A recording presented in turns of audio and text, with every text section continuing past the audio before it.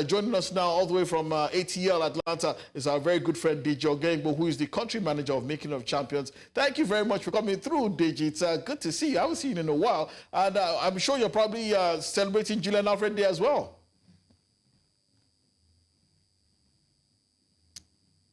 Deji, can you hear me? On the show. Hello, Deji. Yes, I can hear you. Can you hear me? Okay, yes, I can. So you're probably celebrating Julian Alfred Day as well? Well, not exactly. I mean, it's a different day to celebrate here in ATL. But I mean, I'm this, and she absolutely deserves it. It's been a very draining season for Julian Alfred. But she finally comes to Fusion, having perhaps had the most stellar year for a female sprinter since Elaine Thompson era in 2021, who won a double gold for Jamaica, and now for a nation that has less than 200,000 people, she's an icon. We've seen the likes of Bahamas do it when Shalimila Weibo, Stephen Gardner set the precedent for them. We had Kirani James from Grenada. All of these Caribbean and island nations that have got less than 1 million people, they had standout outlets at some point in time. But St. Lucia never had one for themselves. But hey, Julian Alfred has been that beacon of hope for them, and she's been able to win their first ever Olympic gold medal, and she's duly celebrated. I think Atto Bolden too. Atto Bolden too. There was also an Atto Bolden Day back in the day as well. I can't remember that. No, but Atto Bolden wasn't Trinidad. No. It wasn't St. Lucia. No, but for his own country as well. Yeah. I think it's a Caribbean thing. But Deji, let's talk about the Athlos NYC 2024. Brilliant new event that was actually been put together by Alexis Ohanian. For those who don't know him, he's the co-founder of Reddit and also the husband of Serena Williams. Well, it was an impressive event yesterday in New York. Kenya's Olympic champion Faith Kipyegon took victory in the women's 1,500 meters in the inaugural event as well. Don't forget, Kipyegon claimed a third successive Olympic title in Paris, underlining her status as queen of the metric mile after crossing the line in time of 4 minutes, 4.79 seconds to claim victory in New York. Elsewhere, Ethiopia's Diribe Welteji she couldn't really match the power as well, but it was really good to see that she was also in the mix as well. The 800 meters was won by Tige Duguma of Ethiopia. The women's 100 meters was won by Africa's fastest woman, Marie-Josee Ta Lou-Smith of Cote d'Ivoire, in an impressive 10.98 seconds, which pretty much capped off a really good finish to the year for her after an injury-plagued season as well. There's also, don't forget, there was also wins for the likes of Brown, I beg your pardon. Jasmine Camacho Queen won the women's 100 meters as well. Gabby Thomas was edged in the women's 200 meters by Brittany Brown. 400 meter champion, Olympic champion Marilady Paulino claimed the women's 400 meter race as well. But in all, 36 athletes competed at the Icon Stadium in the 100 meters, 200 meters, 400 meters, 100 meter hurdles, 800 meters and 1,500 meters. But so what is your impression about these new championships that are coming up, Deji? I mean, I think there's also another one being put together by, by Michael Johnson next year, 2025. There's so many of them coming up. Track. Yeah. So what is going on? Why is everybody having their own private meet? We now have now an all-female meet. And the prize money was stupendous, by the way, even richer than the Diamond League, $60,000 for the winners. What's going on?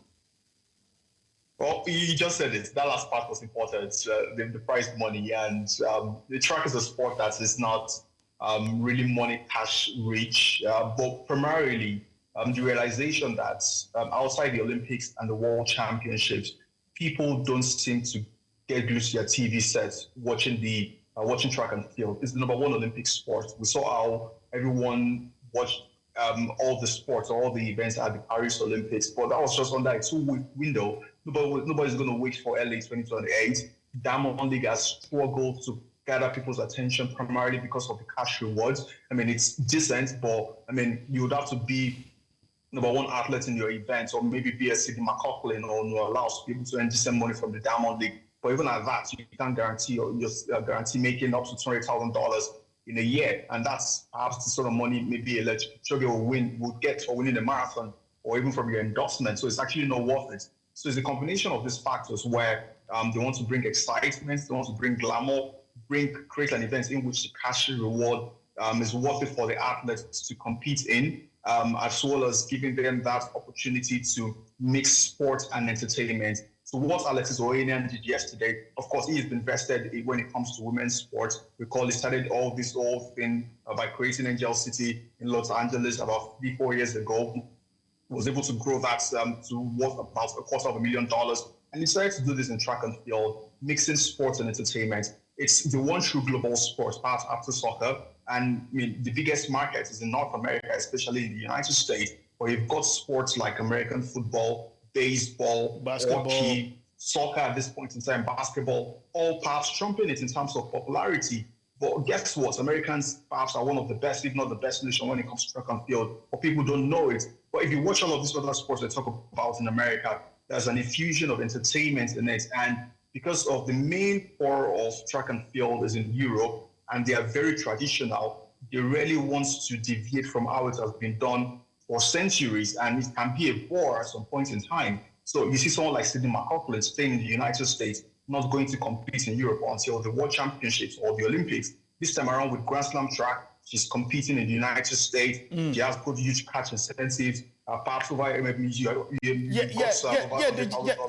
to cut you short, Deji, but like you said, it was a fantastic mix of athletics and entertainment as well. There was Lupita Nyong'o, trackside, a lot of, I think, Flavor was there as well. Megan Thee Stallion closed out the show. Woo! Must have been a great night. But I need to domesticate this here in Nigeria.